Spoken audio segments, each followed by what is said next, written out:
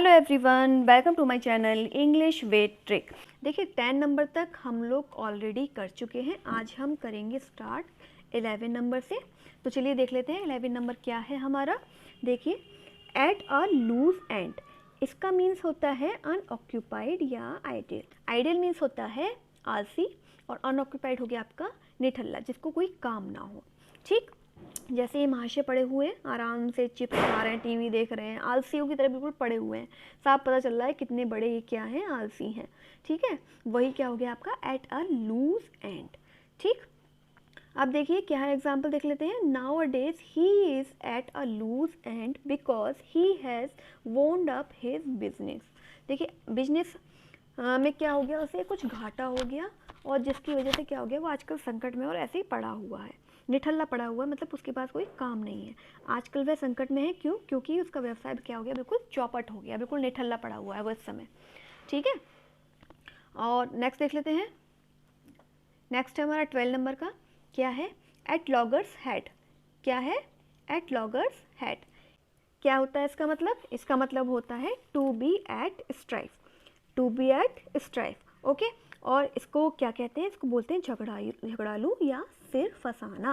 देखिए जब दो लोगों के बीच में झगड़ा होता है तो वो क्या कर रहे होते हैं, सर ही तो बढ़ा रहे होते हैं, कहते हैं ना यार मुझे तुमसे अपना दिमाग नहीं मारना। दिमाग क्या वास्तव में मारते हो? ऐसे दिमाग माथे से माथा टकराते हो क्या? नहीं ना, सीधे बोलते अरे तुम रहने दो यार, मुझे तुमसे दिमाग नहीं मारना। क्यों? क्योंकि वो पता है झगड़ालू प्रवृत्ति का है ना। तो क्या हो गया एट लॉगर्स हेड, यानी कि टू बी एट स्ट्राइफ, झगड़ालू या सिर फसाना। आप इसका एग्जाम्पल देख लेते हैं। The partner of our firm are at loggerheads these days, मतलब हमारी फर्म के जो साझेदार हैं, जो पार्टनर्स हैं, इन दोनों क्या कर रहे हैं, आपस में ही भिड़े हुए हैं, आपस में ही क्या कर रहे हैं, वो झगड़ा कर रहे हैं। देखिए जैसे ये दोनों झगड़ा कर रहे हैं ना, ऐसे ही वो भी झगड़ा कर रहे हैं। नेक्स्ट देख लेते हैं। नेक्स्ट हमारा 13 नंबर का एट ऑड्स। एट ऑड्स का मतलब होता है इन डिस्प्यूट। डिस्प्यूट मतलब पता ही है, जो विवाद होता है, लड़ाई होती है, मतभेद होते हैं, वही क्या हो गया आपका डिस्प्यूट हो गया। तो चलिए इसका एग्जाम्पल देख लेते हैं। इसका एग्जाम्पल क्या है?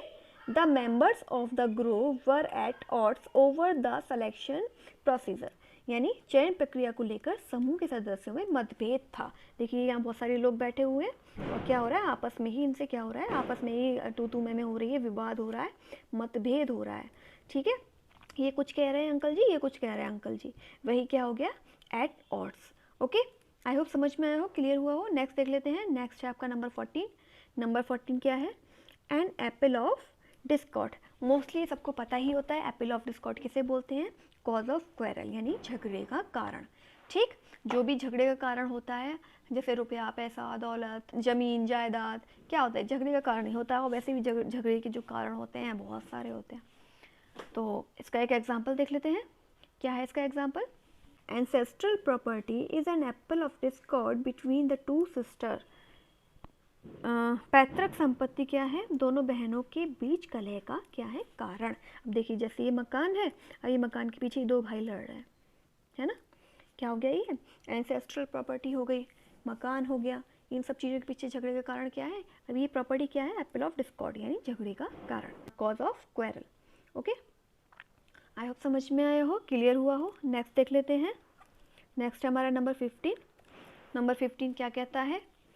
एट क्रॉस पर्पस, यानी हैव कन्फ्लिक्टिंग इंटेंशन, परस्पर विरोधी इरादे। जब किसी दो लोगों के जो इरादे हैं या जो कोई पर्पस है वो क्या होता है, बिल्कुल क्रॉस होता है। जैसे मानिए ये दोनों हस्बैंड वाइफ हैं, ठीक है। अब ये कुछ कह रही हैं मैडम जी और ये कह रहे हैं ये नहीं, ऐसे नहीं, ऐसे। ये कह रही है नहीं ऐसे नहीं, ऐसे होना चाहिए, बोले नहीं नहीं ये ऐसा सही नहीं रहेगा, ऐसा होना चाहिए। मतलब जो परस्पर विरोधी इरादे होते हैं या कुछ परस्पर विरोधी चीज़ होती है, वही यहाँ पर क्या हो गया एट क्रॉस पर्पस। जब क्रॉस लग गया तो मतलब एक इधर को जा रहा है, एक इधर को जा रहे हैं, भाई साहब इधर जा रहे हैं और बहन जी इधर जा रही हैं। क्लियर करके बताती हूँ, एक इधर जा रहा है और एक इधर जा रहा है, इसका रूट ये है और इसका रूट ये है, क्या इधर भी हो सकता है, मतलब बिल्कुल क्रॉस पर्पस है इनका दोनों का।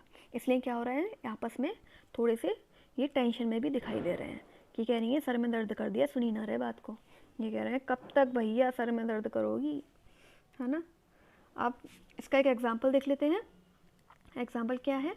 How can there be peace in their family when husband and wife are at cross purpose.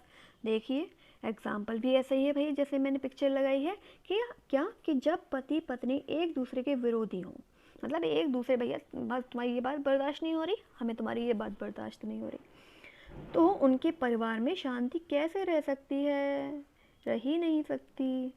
तो क्या हो गया, ये एट क्रॉस पर्पस हो गया।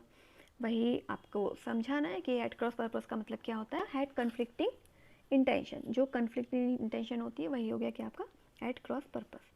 यहाँ आपकी 15 वर्ड ख़त्म होते हैं। आई होप चीज़ें समझ में आई हो, क्लियर हुई हो, और अगर वीडियो अच्छा लगा हो तो लाइक, सब्सक्राइब और शेयर करना मत भूलिएगा। Thank you very much.